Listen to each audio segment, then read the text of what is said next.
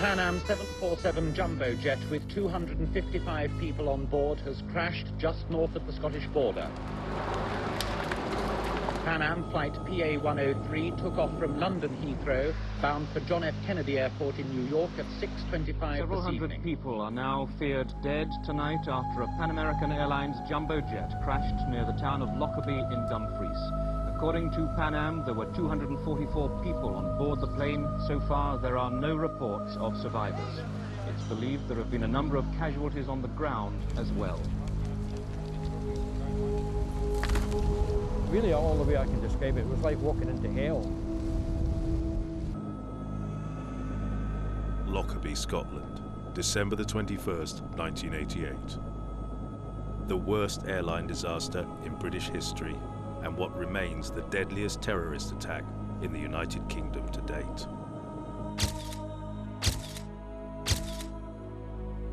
The bomb planted in the cargo hold of the Pan Am Jumbo detonated within an hour of the plane taking off. Fully laden with fuel, the explosion sent the plane plummeting back to Earth. Flight 103 disintegrated at 31,000 feet. Large parts of it smashed into the town of Lockerbie. I could see the sky. For a wee while, I wasn't very sure whether I was alive or dead, to be quite honest, because I thought I was going to die. 11 residents of Lockerbie, along with all 259 passengers and crew aboard the flight, were killed. Bodies are literally sucked out of the plane, and then they hurtle down. Obviously, if they're not dead, they're unconscious, they're deeply unconscious. In my opinion, had this horrible event happened during daylight hours, I would think 90% of the population of Lockerbie would have been in a mental institution. The bombing would spark an international manhunt, with blame focused on Iran, Syria and Libya. Our commitment and determination to bring the evil perpetrators of this mass murder to justice continues undiminished. But the eventual conviction of a Libyan intelligence officer led many to believe that those really responsible had escaped justice. This man was found guilty of murdering 270 people. 20 years is less than a month per victim, and somehow that doesn't sit right with me. The prosecution did not prove, beyond a reasonable doubt, that he was involved in the bombing of the plane. But almost 2 decades later, the mass loss of life has left many scars. All they had to do was look at me, and they would see someone who was suffering. I call it the Lockerbie eyes. After a while, you get Lockerbie eyes.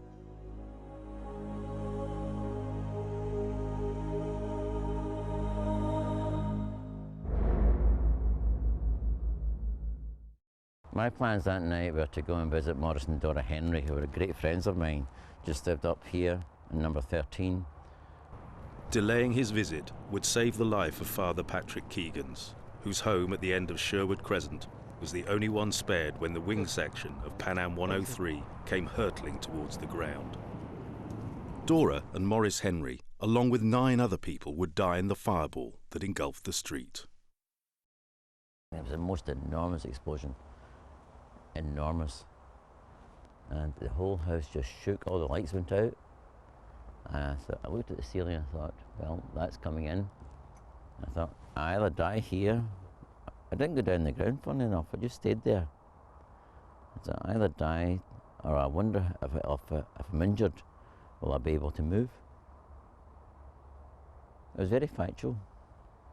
I didn't say a prayer or anything. You're supposed to say a prayer, aren't you? Or your life is supposed to flash by you. But when I looked out the back window, I could see the motorway down to my left-hand side was all in flames. There were cars burning in this motorway. I thought, no, that's not in the field. So I came downstairs and opened up the front door here, and the whole area was just burning. I said, I've got to at least try and get and see, how my friends are, and at least make the effort. But I couldn't get any more than, let's say, about 20 or 30 yards, and the smoke just drove me back.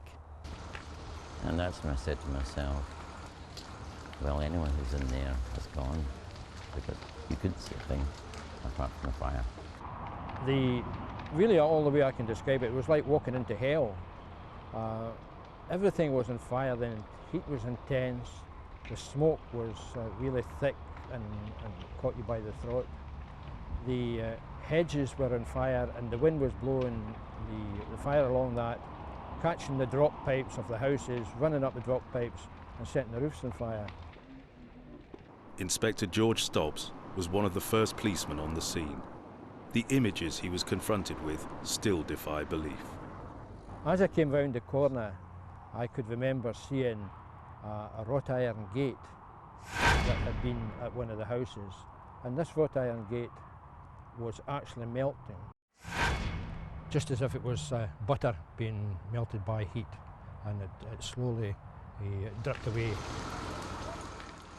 That was intensity of the heat, so it was no way that anybody who was in these houses or in the aircraft that landed in here would have had any chance of survival. They just wouldn't know what happened to them. Where the houses of Sherwood Crescent once stood, all that remained was a smouldering crater, and little more than the memories of the families that had lived there. The Somervilles, father John, mother Rosalind, and their two children, Lindsay 10 and 13-year-old Paul, were killed.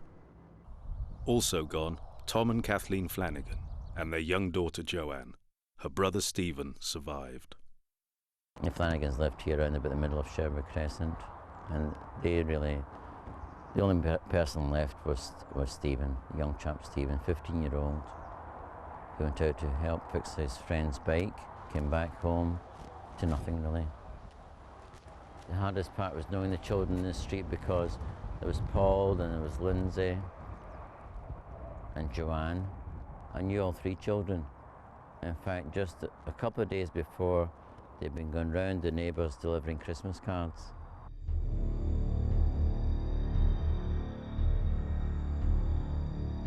And I reckoned I had seen death in almost every conceivable way you could think of, from shootings, burnings, stabbings, you name it, I had seen it. Asked any policeman what's his worst nightmare, and he'd say it's working with people and dead children.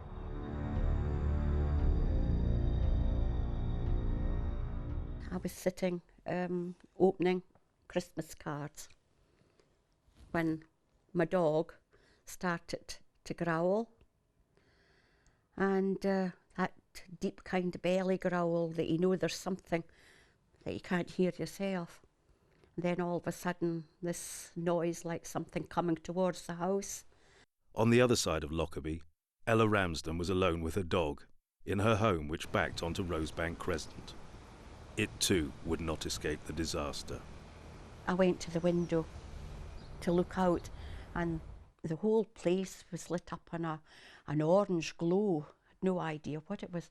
In fact, it went through my head that, is this the end of the world? When I was a wee girl, I used to hear my granny and grandpa speaking about the end of the world coming. And then the explosion happened. This was the result of that explosion. An entire section of Pan Am 103's fuselage landed on the small dwelling. Barely anything was left standing of the house, besides its terrified occupant. I could see the sky. I mean, it was wide about that width. For a wee while, I wasn't very sure whether I was alive or dead, to be quite honest, because I thought I was going to die. Not a soul was in sight. So I shouted, "Can anybody hear me?" So quietly. Oh, not a sound. So I shouted a wee bit louder, could somebody come and help me and my dog? And then I heard voices saying, "She's still alive, let's get her out of there." Ella and her dog were pulled from the rubble, but scattered in her backyard were the bodies of 44 passengers. On her roof lay more corpses, some still strapped into their seats. There was a body lying in the middle of the road. When I had to climb over my fence, and I remember saying, "Has anybody sent for the doctor?" You know, somebody hurt. But just with that, one of my neighbours came across the road, came out with a rug and covered the person up. It was somebody that had come out the plane. And we looked over the black, there was this pile of rubble. You know, this was 4 houses up. And on top of the rubble was the cot that my grandson had been lying and sleeping. Well, the night before it happened. From the front window of his home, which overlooks Lockerbie's town centre, Alan Place had watched as the wreckage fell on Ella's home and Sherwood Crescent. This big, dark, sort of cylindrical shaped thing came across the sky in the direction of the town with stuff flying off it, lighted debris flying off it. It wasn't fire, but it lighted debris falling off it. It appeared to collide with houses. There was a God almighty explosion there.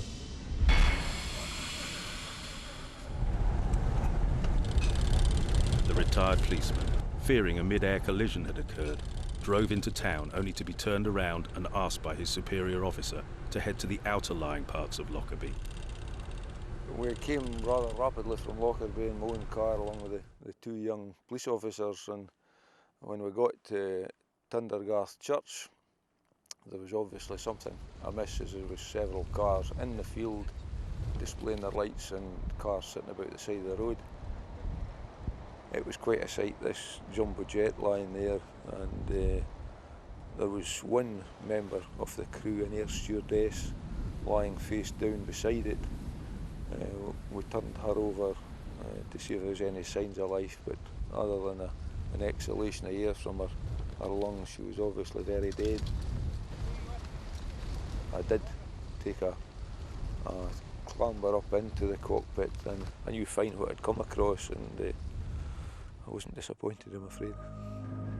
But it would be the next 24 hours which would reveal the true extent of the tragedy unfolding in Lockerbie. Medical and rescue teams arrived, but it was soon apparent that they would find no survivors from Pan Am Flight 103. It was just like a war zone. I mean, we had helicopters, Chinook helicopters, small helicopters. They were taking off and landing about every quarter of an hour. I mean, there was bodies and body parts, debris from houses and stuff all over the shop. It was like a bomb site, it was like Beirut. In my opinion, had this horrible event happened during daylight hours, I would think 90% of the population of Lockerbie would have been in a mental institution. But both the residents of Lockerbie and the world would soon learn that this was not the result of some accident. It was an act of terror.